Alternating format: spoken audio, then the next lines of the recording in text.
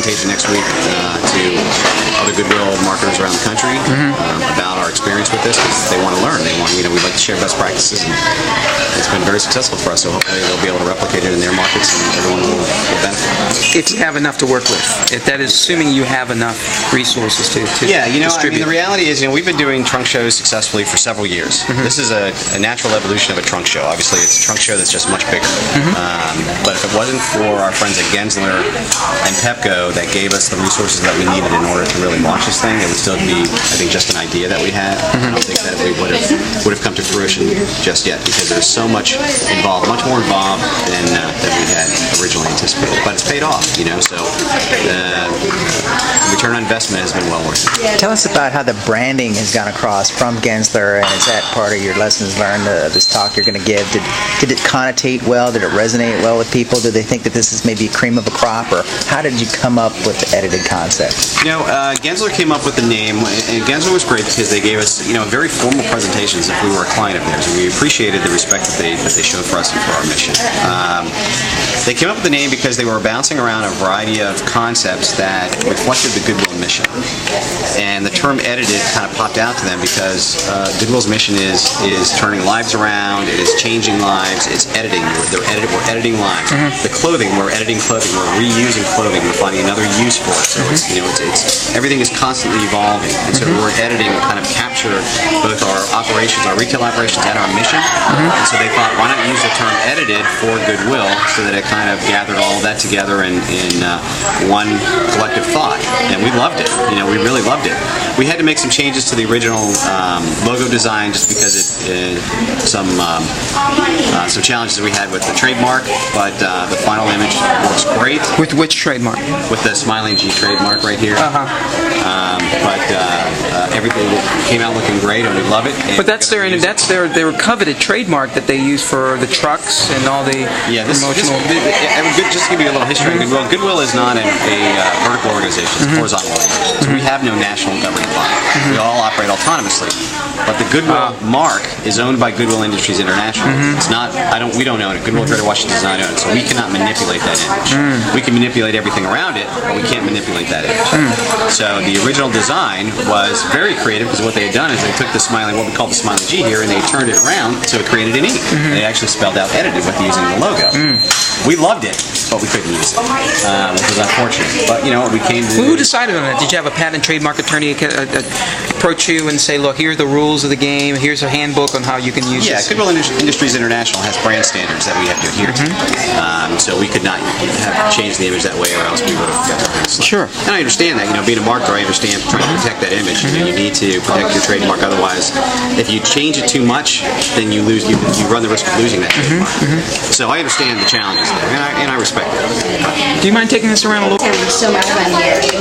We had ice cream the other day. That we had a company celebration for our 10-year anniversary for Pepco Holdings, and we had leftover ice cream, and we brought it down, and we were giving it out to folks who were here. Compliments Pepco and GoodWill. And bought something. And we had lots of ice cream. Everybody was having a good time while they shopped. So this was really fun, and that's why people just kept coming back. People would come 2-3 times a day. One woman came on Wednesday. She came back on Thursday. I said, "Hey, I remember, you bought that skirt here yesterday." And she said, "Yes, and I'm back to buy some more." Yeah, that's called a repeat performer, right? Yeah. Like me. Yeah, there you go. There you go. I like that. We like that. I'd love to see her closet. I really would. I think she's got a great closet. She'd probably do one of this herself, wouldn't you? I have a nice closet, but let me just say that I recognize the importance of, I'm not just throwing my stuff away, I'm allowing someone else to have as much pleasure as I did from various places. On sale, not on sale. This is not the first time I've shopped at GoodWill. I bet. I'd like to see that South Dakota street. That's got to be really an interesting place. Yeah, it's funny. One thing about GoodWill stores too is that stores are geographically unique in that you'll get a lot of great fashions. For example, at our Glebe Road store, great furniture at our South Dakota Avenue store. I don't know why. I couldn't tell you why, but there seems to be, and it's good stuff at all the stores, but you get more furniture at the South Dakota Avenue store, and I don't know if that has anything to do with the fact that it's the only one in the district. But and then the fashions we get at Glebe Road are always top of the line. It's really unique. I'm sure it has something to do with geography and the demographics of the community in that area. But it's very interesting. It'd be interesting to talk to some of the people who give and find out what their motivations are. Because there have been times I've come across things and I think, why would someone buy a jacket, have it made tailored just for their body, not wear it? We just completed it last fall. Number one reason people donate items to GoodWill is because they want someone else to be able to benefit from their items. They don't want it to go into a landfill. Number two reason is green. They want to reuse, repurpose, and recycle. Number three is convenience. They believe in giving people items that they can no longer use. They believe in a green message. They don't want it to go into a landfill, but they're going to give it to the organization that does that. That is the most convenient for them. Don't you think sometimes that people have a curiosity as to where things ended up? I mean, I would find it more fulfilling if I knew that somebody picked up that jacket or that item and found it useful and that it enhanced their life in some way. Do you ever have people curious as to how things panned out in the long run? Oh, sure. We get people to ask all the time.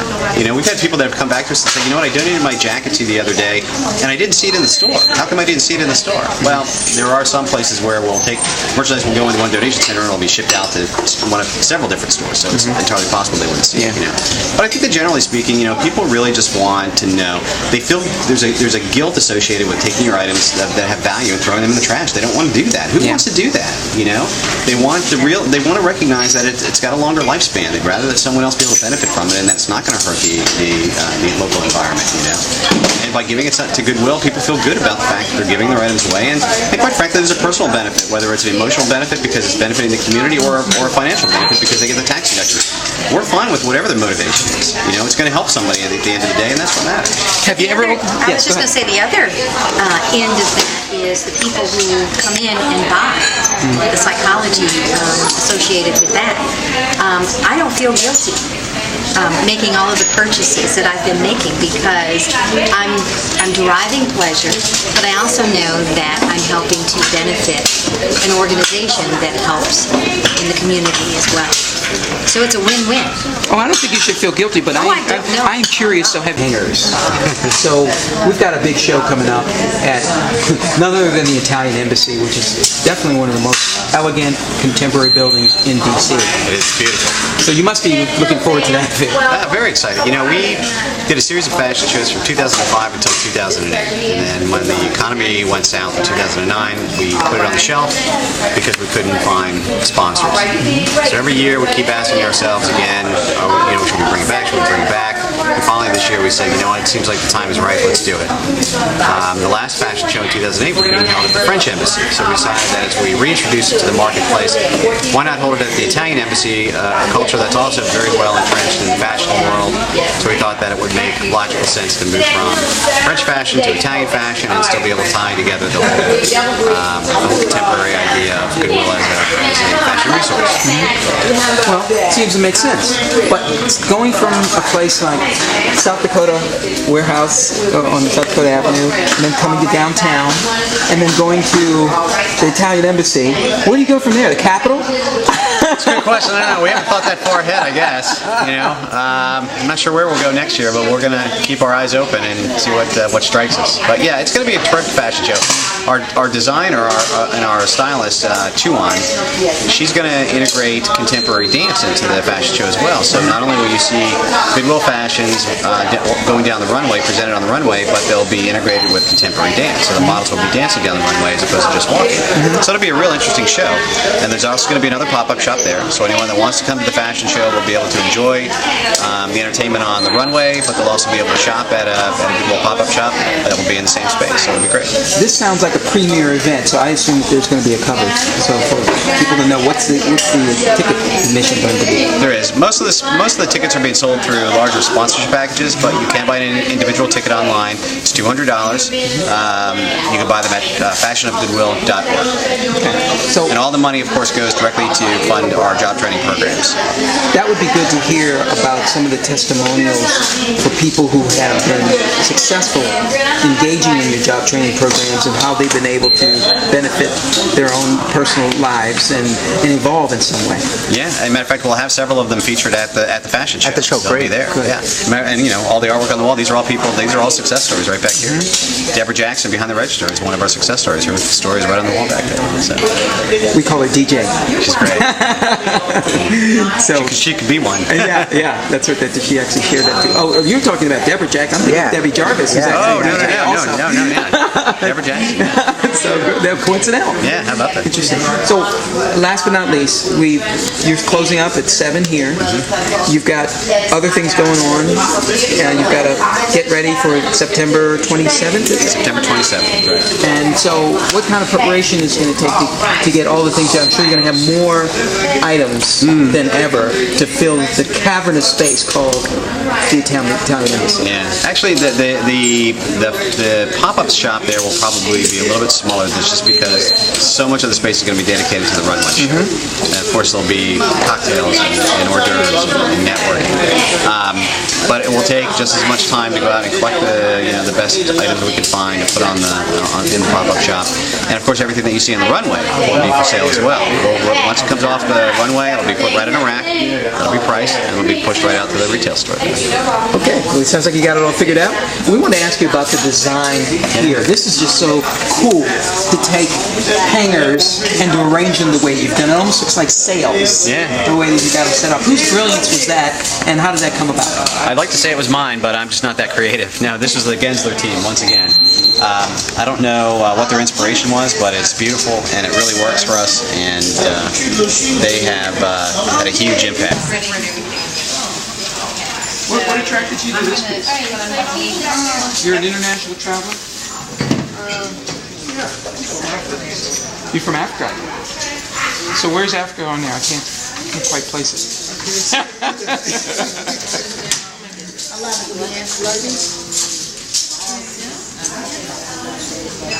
I haven't seen one of those all week.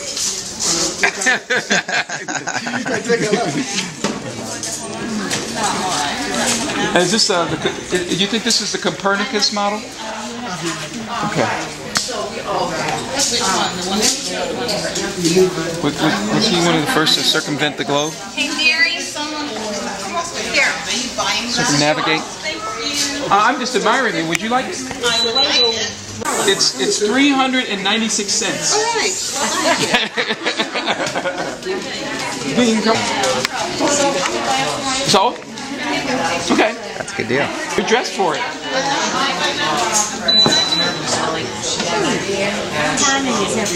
Timing. You got a French book.